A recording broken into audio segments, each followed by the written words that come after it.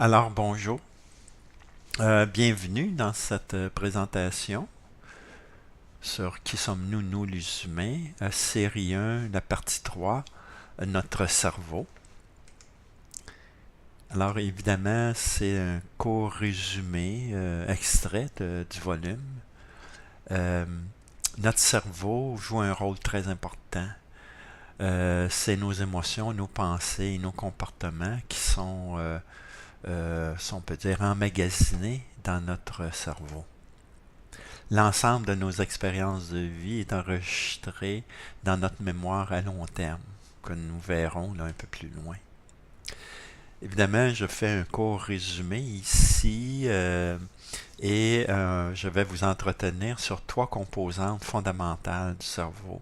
Le système de récompense et de punition, les mémoires et les fonctions exécutives. Le système de récompense est, comme vous voyez ici dans le schéma, euh, est organisé de telle sorte que pour la survie de l'espèce, on est récompensé si on assure nos fonctions vitales. Se nourrir, réagir à l'agression soit en combattant ou en fuyant, se reproduire entre autres.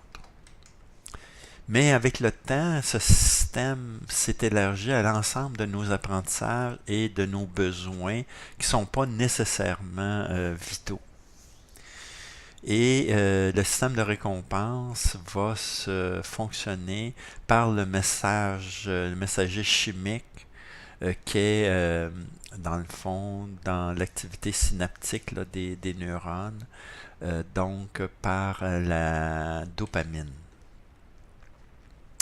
Alors, la récompense ou le renforcement lors de la réalisation de nos comportements va rester fondamental, autant pour l'apprentissage que pour différentes actions là, de notre vie.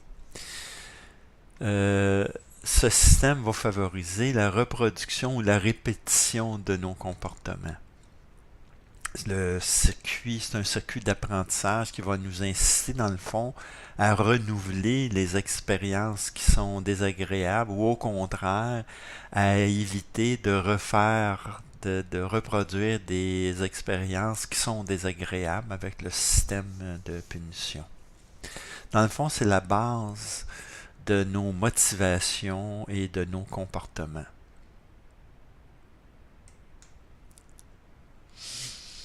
Si l'on regarde le système de récompense, vous avez ici la classique pyramide des besoins de Maslow, hein, de la base, ce qui est au sommet, l'accomplissement personnel, la base, c'est des besoins physiologiques. Alors, la faim, par exemple, est l'expression physiologique d'un besoin qui est vital, qui est physiologique. La réponse à ce besoin-là, lorsqu'on va manger, va produire une sensation de plaisance, de façon générale, une sensation de satisfaction, d'apaisement. Et ce mécanisme-là va se répéter. Hein, il va avoir, lorsqu'on finit d'avoir faim, après un bout de temps, ça va recommencer et le circuit va entrer en jeu. Le même mécanisme, dans le fond, va s'appliquer aux autres besoins qui ne sont pas vitaux comme tel. Par exemple, l'estime de soi, la reconnaissance sociale, l'accomplissement personnel, l'amour, l'affection, le sentiment d'appartenance. C'est tous des besoins qui sont importants pour l'humain, qui ne sont pas vitaux, dans le sens qu'on ne meurt pas nécessairement, comme c'est le cas par exemple pour la faim, mais qui sont importantes. Contrairement, le système de déplaisir ou de punition va agir lorsqu'il arrive une situation où on doit combattre ou fuir. Ce système de récompense qu'on a vu est complété par ce qu'on appelle le circuit de punition ou de déplaisir. Il va nous aider dans le fond à faire face à des situations déplaisantes. Le mécanisme qui est en jeu, c'est l'inhibition du plaisir. C'est le blocage et la production d'une sensation désagréable qui va faire qu'on va vouloir fuir ou combattre, dans le fond, pour régler le problème et devenir bien. Il n'y aura pas à ce moment-là de production de dopamine, mais plutôt de libération d'adrénaline. Ce qui va produire dans notre corps une espèce de sensation de déplaisir qui va nous inciter soit à combattre, par exemple, si un ennemi, ou à fuir, ou à éviter la situation. Maintenant, on va passer à un deuxième aspect du cerveau, fort important, c'est les mémoires. Dans le langage courant, on parle de la mémoire, mais c'est plutôt des mémoires. C'est la fonction du cerveau qui nous permet de stocker ou de conserver les différentes expériences passées, les informations, les apprentissages qu'on a faits. Il existe plusieurs types de mémoire. Vous avez ici dans le schéma, entre autres, les trois types de mémoire, le sensoriel, à court terme ou mémoire de travail et à long terme avec ses subdivisions ici de mémoire épisodique, sémantique et procédurale.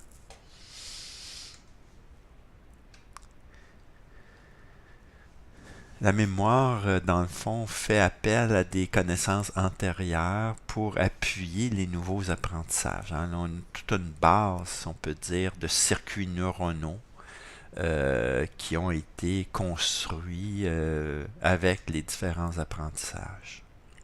Bon, la mémoire sensorielle, c'est une mémoire de très courte durée qui est associée à nos différents sens. C'est une mémoire de perception. Elle a un double rôle. Dans un de ses rôles, c'est de traiter la nouvelle perception, un stimuli visuel ou auditif, et l'enregistrer dans la mémoire à long terme. Elle va aussi jouer le rôle de déclencher le rappel d'une information, un souvenir qui a été enregistré dans la mémoire à long terme suite à la stimulation sensorielle. Par exemple, quand j'ai un stimulus, une odeur qui me parvient, par exemple l'odeur de la tarte aux pommes, peut déclencher chez moi le souvenir d'un état plaisant où j'étais chez ma grand-mère qui faisait de la tarte aux pommes. La mémoire de travail, mémoire très importante, aussi nommée mémoire à court terme, elle est nécessaire dans tous les aspects du déroulement de la pensée et de la réflexion et des apprentissages.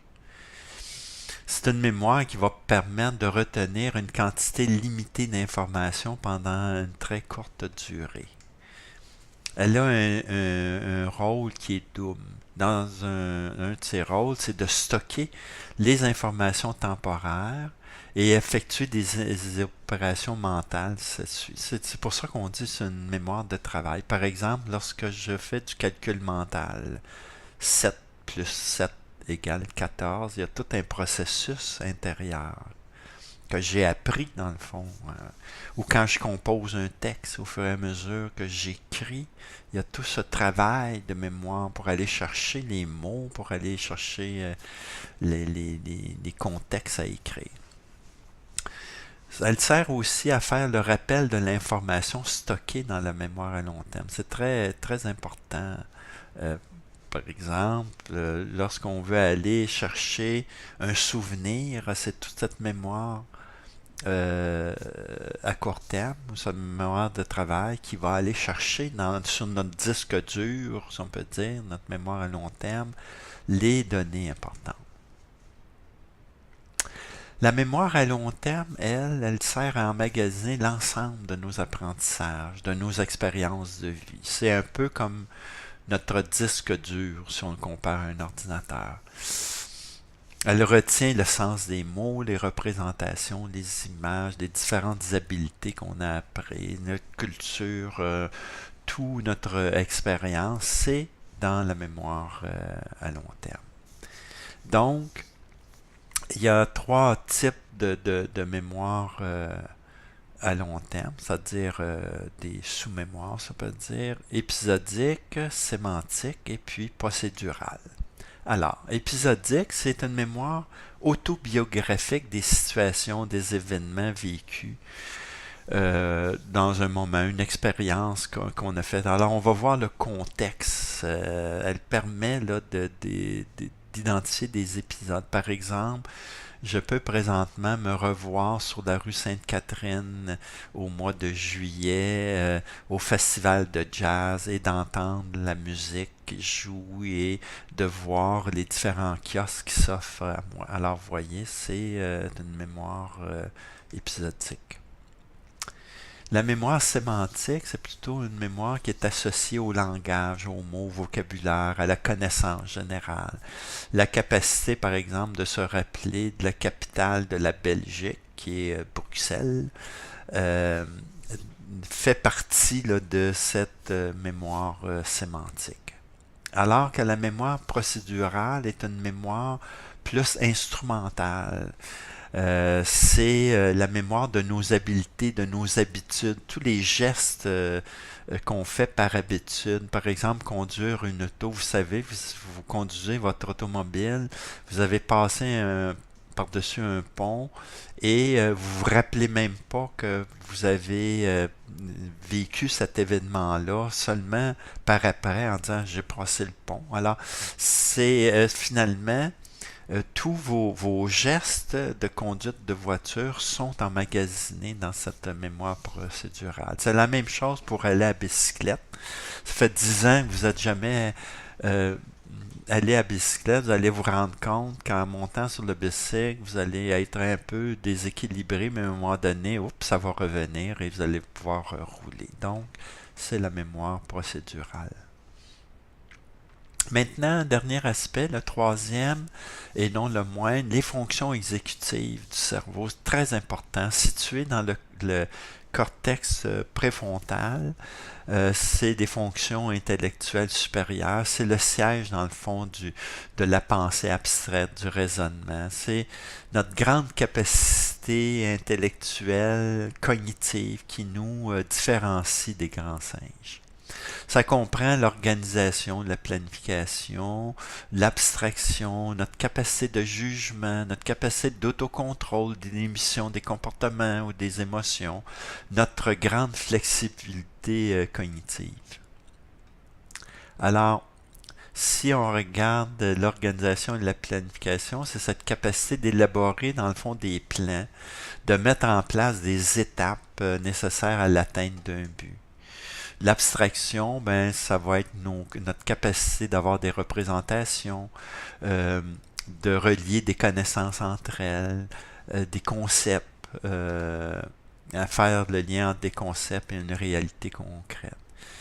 Le jugement, c'est notre capacité d'évaluer des faits, d'agir en fonction de l'expérience vécue comme telle et des évaluations qu'on a fait.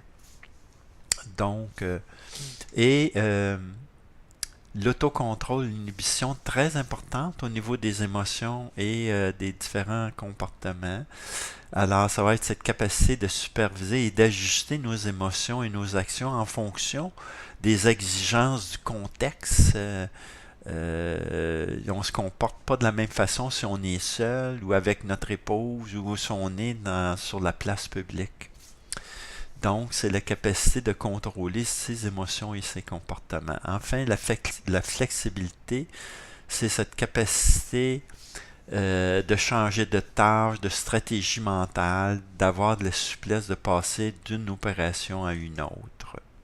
Alors, voilà, c'est de façon courte, si on peut dire, les trois aspects que j'ai retenus pour